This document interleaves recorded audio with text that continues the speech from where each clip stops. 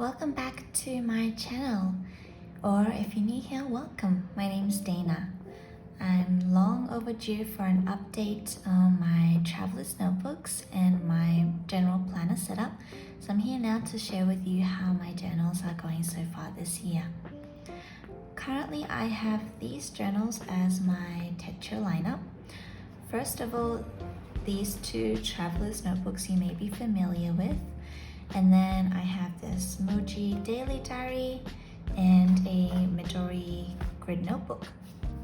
Quite a few people have asked me about these notebooks, so I'll have the details written in the description box below.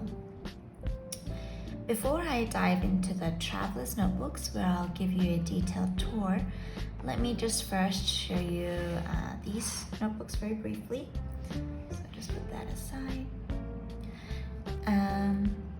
I don't actually use these notebooks on a daily basis. For my MUJI, for example, you may have seen a few times already in previous videos.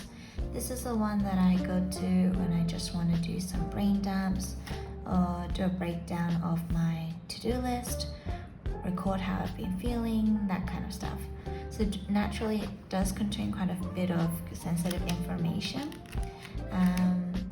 It makes it quite difficult to share online, but if you're interested, I do have a few pictures of my Instagram that show a few pages in here, or sometimes I have a few short clips on previous videos too. Then I have this Midori notebook. I use this to write down notes for my meetings, so naturally it has some confidential information too. By the way, both notebooks work really well with fountain pen ink. Let me just share with you. And they write really smoothly too, so just to give you an example.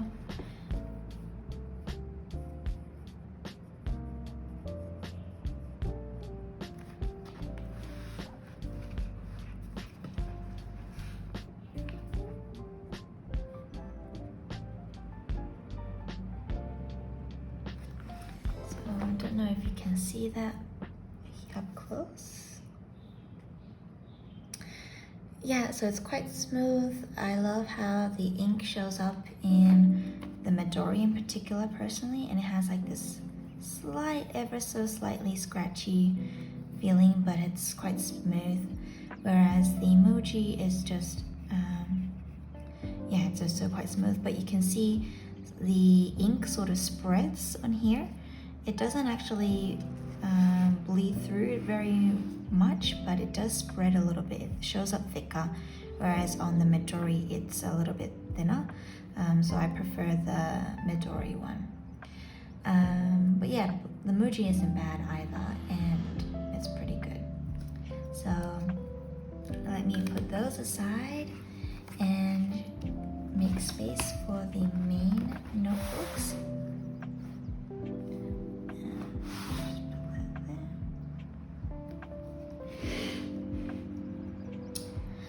So to share with you, this is a traveler's notebook in the passport size, the blue edition.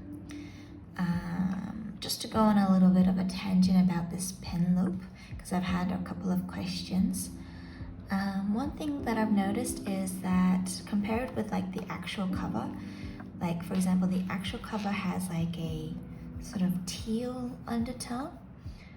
It's quite dark, so maybe it's a bit difficult to see, but it shows up a little bit more on the inside. But if you notice like the pen loop, it has like a light blue undertone. Not sure if you can see that. Yeah, it has a light blue undertone, so like it has a different color. So my hypothesis is that each product, obviously being a leather product, it may turn out slightly different hue from each other. So if you think having these different hues would irk you a little bit, I suggest buying the color first, then finding a pen loop that would match the color. but for me personally, most days I don't notice a difference, and more importantly, it's useful to keep my fountain pen safe whenever I carry this around, so it does the job, so I don't mind it so much. So inside I have the clear zipper case. Yep. And I have an undated monthly insert, a dot grid insert, and then a regular grid insert. Okay, so to start off with the monthly, it's quite straightforward. You may have seen a few of these already. This is my year at a glance page. It's for tracking time that I spend for a personal project. And the monthly pages are for jotting down main events and appointments. And then let me just show you a flip through.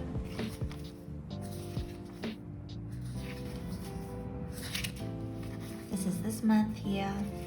And then these are data stickers that I got from a Korean stationery store called 10 by 10.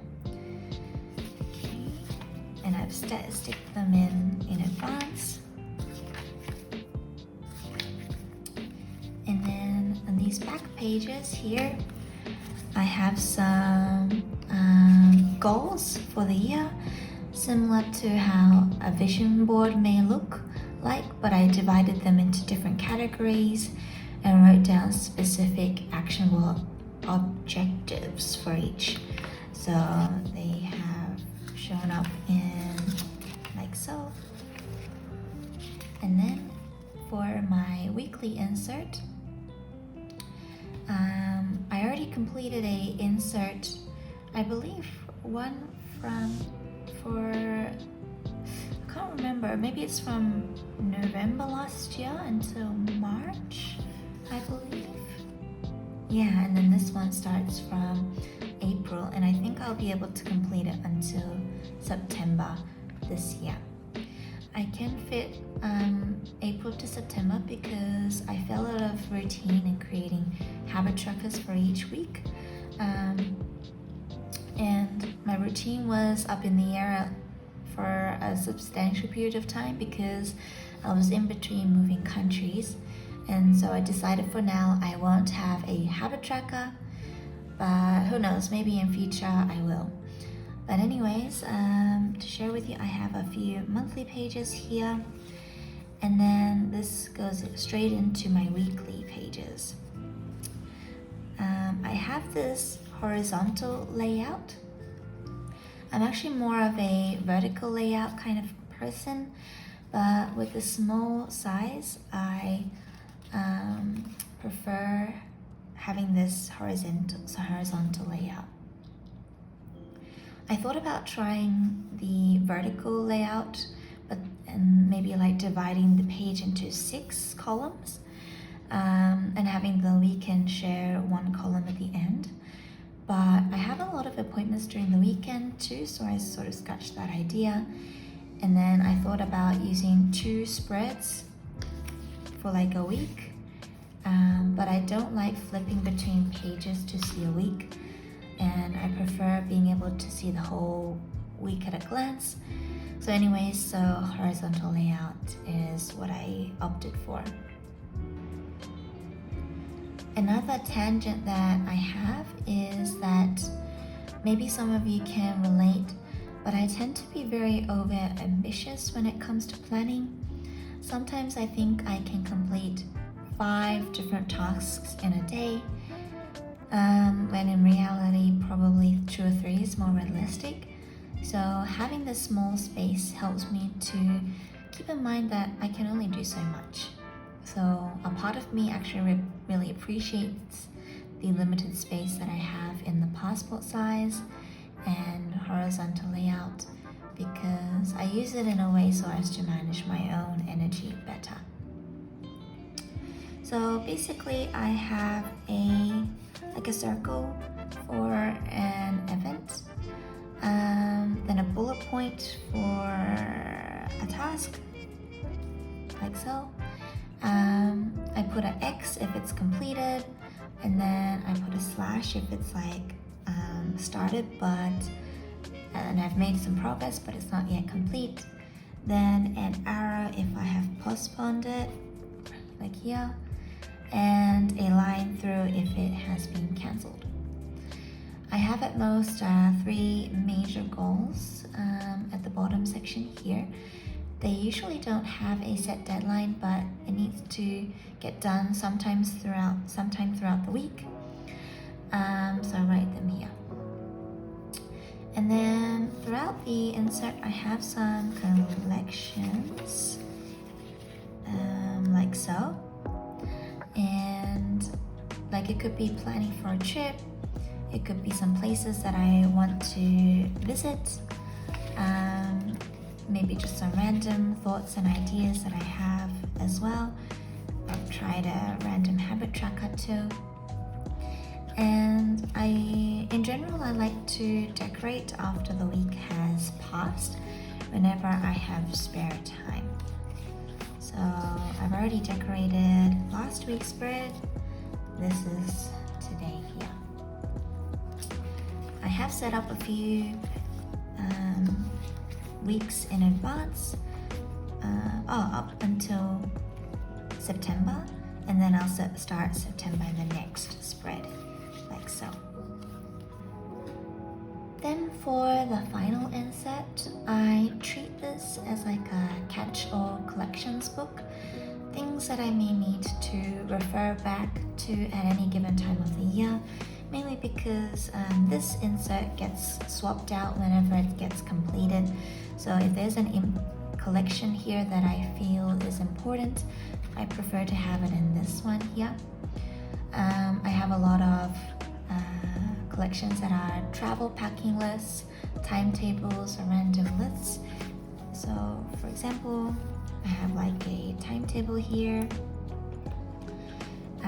It's outdated though. Maybe I can show you some pages. This is a travel packing list. This is one for camping. I have an Animal Crossing page, some cleaning tasks or exercises, one for my YouTube, one for work, another for YouTube, and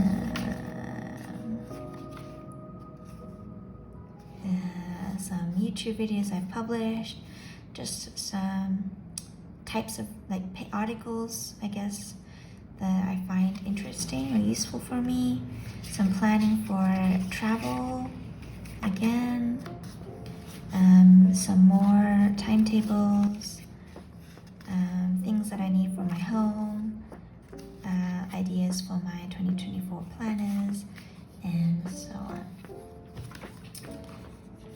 So I keep in here some stickers and also some random pieces of paper that I think might come in handy one day. And then I just have this from a cafe that I've picked up just as decoration. So that's my passport.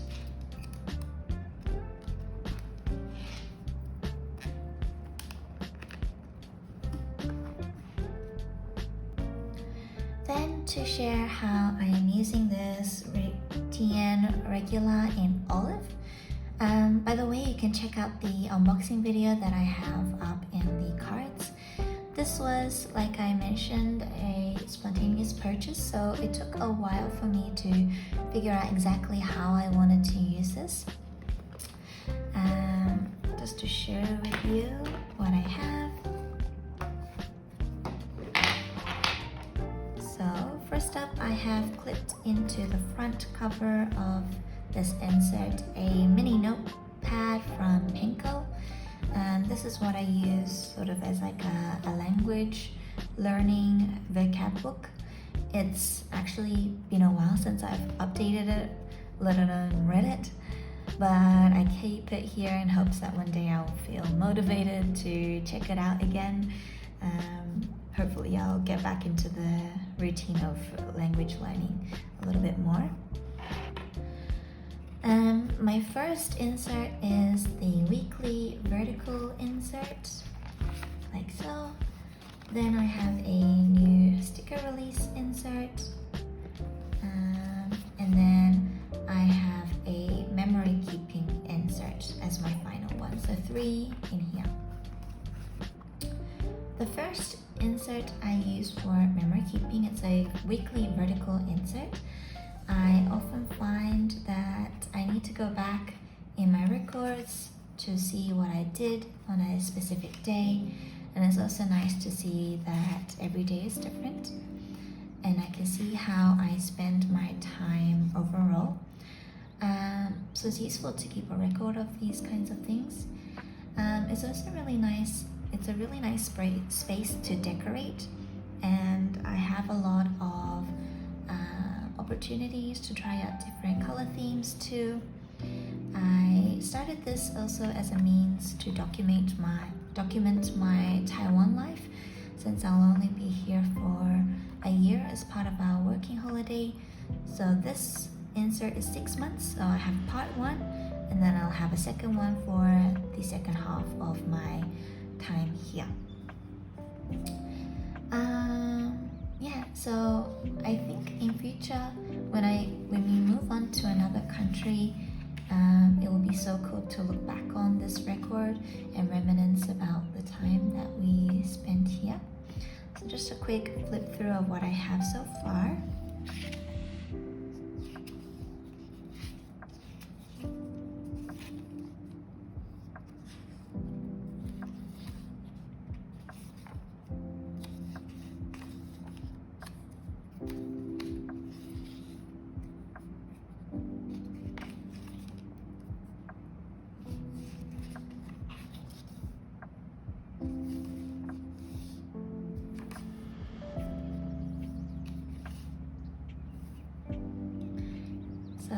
That's what I have so far, and in the front I just keep important dates, and that's about it. Looking forward to seeing how it will turn out in the future. Then is the sticker release insert. This is what the Travelers Company made available again together with the olive covers earlier this year. They had it as like a limited edition, but like I said, they made it re-available. And here I just keep random stickers in here that I want to use up for easy access. Some of these I sort of like it's not my style anymore. My style has changed a lot, so I kept it here so that if there is an opportunity to use it, it's good to use. So this in particular is not my style anymore, and it's very like situation specific, so if there is an opportunity I will use it. And then I also like to keep stickers that don't have a lot of stickers left, like just so that I can keep more space, make up more space in my sticker folder. So like so. Then finally I have my commonplace notebook. It is only just notes in here, nothing quite interesting, but I keep a lot of thoughts in here too. But I think in future I could consolidate this notebook and my Midori one together to keep things a little bit more simple. This here feels a little bit redundant in a way because the contents are like virtually the same as my Midori.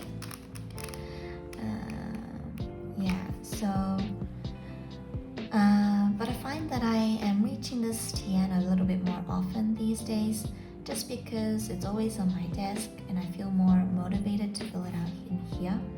So I don't know, I think maybe next year I can keep it in a different insert.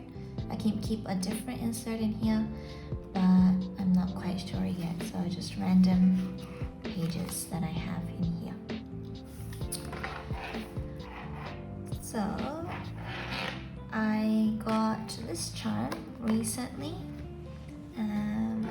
this one's a coffee one. This one is like a travel suitcase to represent my travels. I also noticed that the olive regular has more scratches, but maybe it's because it hasn't patinaed quite yet, and I'm looking forward to seeing how it will turn out in future. And maybe if I don't know, condition the leather, it won't be so noticeable, but I don't mind having the scratches so much. So yeah, let me just set this back up.